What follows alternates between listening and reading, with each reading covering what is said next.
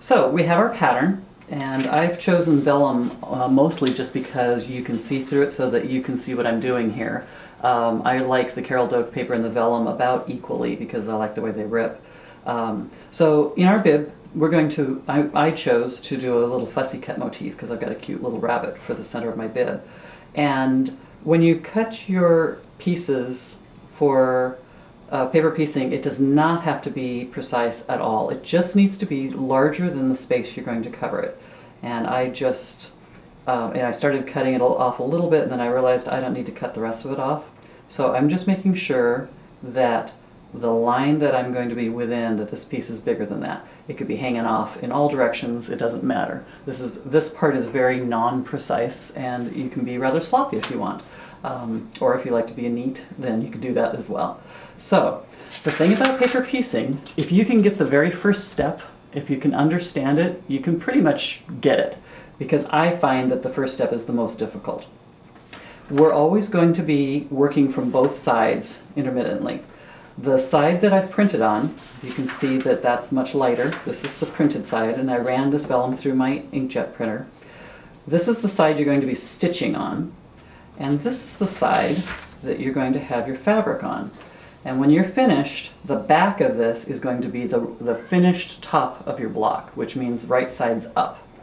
So wrong side of pattern to wrong side of fabric is one way to think about it. Okay, so I know my piece is large enough. Now I'm going to flip it over, and I'm going to lay my, I'm holding it just a little enough so that I can see some light coming through. I'm in a well-lit room, and if you can see, my lines are right there. And I just want to make sure that my bunny is centered in the middle of it, and that I'm covering, that I have enough fabric all the way around to make sure that all those, the initial solid line is covered. And it is, so I'm going to pin it. So just to double check, I've got my motif is centered in the center section of piece 1, and the next spot I'm going to sew is the space between 1 and 2 on that stitch line. But before I do that, I'd like this piece to be the right size. I'm going to trim it down now, and I'll show you how to do that. So once in a while when you are working on a technique, there's a tool that you just can't live without. A lot of times you can get around it. With paper piecing, I really feel strongly that you can't get around this one. I struggled with paper piecing for years and really didn't like it at all until I learned how to use this properly. It's called an add-a-quarter ruler. Comes in 2 sizes, actually 3 sizes. This is a longer one. And it also comes in add an 1/8, so that if you're looking at mini quilts, really tiny seams, you don't have to have quite so much seam allowance. Basically, this adds a quarter inch seam allowance on each of your little template sections. The other necessity for the tool is free. That is a magazine subscription card that comes out of any magazine or any kind of cardstock, but you know, usually somebody's got this around. So those are the 2 tools of the trade that are necessary. So how I'm going to use this is that I want to trim my block. Now remember I said that I'm going to sew the seam between sections 1 and 2. I'm going to just get it into position for myself. And I'll do this several times, so if you don't get it the first time, don't worry about it. But once you get this little step, you will have mastered paper piecing. So I'm going to lay my card on the line that's between 1 and 2. That's going to be my stitch line. And I'm going to fold it back, and I'm just finger pressing it, and I'm making sure I'm on the line. Then I lay the quarter, and see if you can see that it just nudges right up against there, very snugly. And I'm going to cut off my fabric. So now I have my seam allowance all ready. When you're done with this, this whole paper is going to be very folded up, but you can see that I actually have a 1/4 inch seam allowance under there. Now I can go ahead and do this for all of my steps, or I can wait and do it later, but I'm going to go ahead and do it now so that you can keep watching me. So I know that after I finish that between 1 and 2, I'm going to be stitching between 1 and 3. This ruler does it exactly a 1/4 inch, but if you slip, don't redo it. It's not necessary, as long as you've got enough seam allowance so that the project doesn't come apart.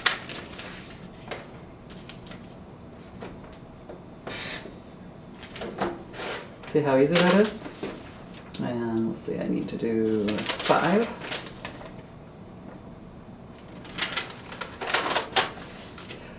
And there are more, I'm cutting a lot more because this center piece has a lot more angles. Okay, so I'm now going to put my fabric in position for my first seam. So I know that I want this fabric to cover the space for number 2. And again, I'm not pre-cutting this very fancy, I'm just making sure that I have a piece of fabric that's large enough to cover the section number 2. Now, my easy rule to remember is just like you are when you're regularly sewing, you want right sides of your fabric together. So remember I told you here, again, this is the very first step, so it's very hard to remember, but you want wrong side of fabric to wrong side of pattern. After that, forget that rule. From now on, I'm going to be doing fabric that's right sides together. If you're doing an odd shape, just kind of eyeball it like that, just to make sure that you really do have enough fabric to cover it. But I know that this piece is plenty big enough. Now, again, you're going to be flipping back and forth quite a lot. I'm going to pin this one just so that it doesn't flip around so that you can see what I'm doing. But when you get the hang of this, you really don't have to pin. Okay, so I've adjusted my stitch length already. I want a finer stitch than I normally use, and I've changed my sewing machine needle so that it's a heavier needle. It's a 90/10, and I'm always going to be stitching. That's another rule that you need to remember. You're always stitching on the side where you can actually read everything, the side that you printed on. So just to refresh your memory, I laid my fabric down so that I was covering the right up to the seam allowance, so that when I flip this back it'll be covering the number 2 spot. I'm going to flip it, so I'm just going to stitch right on the line. I'm going to go past the line just a bit, maybe 2 stitches, and stop. And when I take that pin out, and again, once you get the hang of this, you don't even need to pin. So I stitched the line between 1 and 2, and I went ahead and stitched the line number 3 as well, just because it doesn't overlap or touch number 2 in this particular case. So now I'm going to trim it, just using my postcard, or my subscription card. So in this case, I want to finish section 2. So I'm going to put my card on the outer line of 2, use my nifty ruler, trim it, save that piece for another segment. Do the same thing with section 3. And if you're going, this is a bib, so it's just one whole unit. But what I like paper piecing for the most is when you're doing something really small. Like one of my favorite things to do are tiny little flying geese, because I'm really not a very good piecer, and I can get nice tiny points with this method. And so if you're doing assembly line, you do all your number 3s, then all your number 4s, and you just do your stacks, and you can get strip sewing very quickly. For the purposes of demonstration here, I've already gone ahead and done 2, 3, and 6, because I know that they're all the same color, and I know that they're not overlapping. Normally you'd want to make sure that you're doing them in the proper order so that anything that's overlapping is done correctly. But I don't want to confuse you, but because this is a bib pattern and I'm showing you how to do the actual bib pattern, I wanted to do it the way I would do it. So next I'm going to cover number 4. It's also with blue, and notice that it's going to overlap 2 sections. So I'm going to stitch on that line, and I'm just going to pin it there. I do like to pin once in a while just because I know that it won't shift when I flip it over at all. And now I'll go stitch it. So I am not a perfect paper piecer, and I made a mistake. When I pulled this off, I realized I completely missed covering my seam here. So when you have to rip, remember you have this very tiny seam stitching. So you don't want your paper to fall apart on you. So if you use Scotch Magic Tape, it releases nicely. It doesn't damage your paper. It does take off the print a tiny bit, but that's okay. So I can put that over it before I rip out my stitches. And then the Scotch tape actually ends up being my foundation paper for when I re-sew that seam. So I'll go fix it and come back. So when I'm ready to go trim up the number 4, I have sewn over other seams. We didn't see this prior to now because we hadn't gotten to the point of overlapping anything. But I want to show you what happens when you are ready to trim up a seam where you've got any one or two overlapping seams. So I'm going to go to the 4, and notice it's caught there because I've got stitches. Just be brutal and just pull it back. See how you can see that? It's not going to hurt anything. Those stitches are really tight. I'm ready to trim that up now. And I'm going to show that to you again. On the other side, let's see, I think between 5. I did that one as well. That was where I made my mistake. So now I'm going to trim the 5, and there's some stitching. So I'm folding where it's not stitched. So you can see how it's there. Just give it a yank. That's all you have to do. And now I'm back on the line. Don't worry about that stitching because it's secured by the other row. And now it's nice and trim. So I'm going to keep on going. You just keep going and going until you're done. You're pressing along each time you go. I sometimes use a finger presser, but I prefer an iron because I get a crisper seam. If you don't press it well, you might end up with a little bit of extra fabric in there that you don't want. And you just keep flipping and sewing and trimming, and flipping and sewing and trimming. And really the key is to trim each time. That piece is just bothering me, so I'll go ahead and trim it right now, number 6, because it looks funny.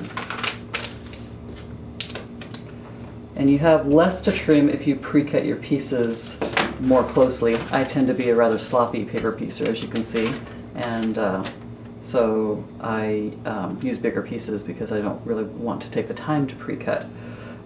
So I've gone all the way around so that I've completed the blue. I've got some more trimming here, and I just want to demonstrate that again where you have some seam allowance there that needs to be kind of tugged on.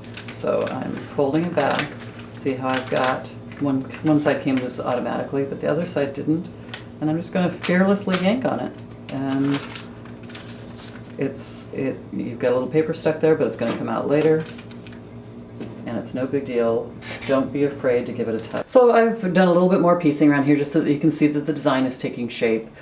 You might ask why paper piecing, and I want to point out, I wanted to get enough of this going so that you could see how skinny this little blue section is. The best patterns for paper piecing are where you've got small pieces that you don't want to piece like on your own.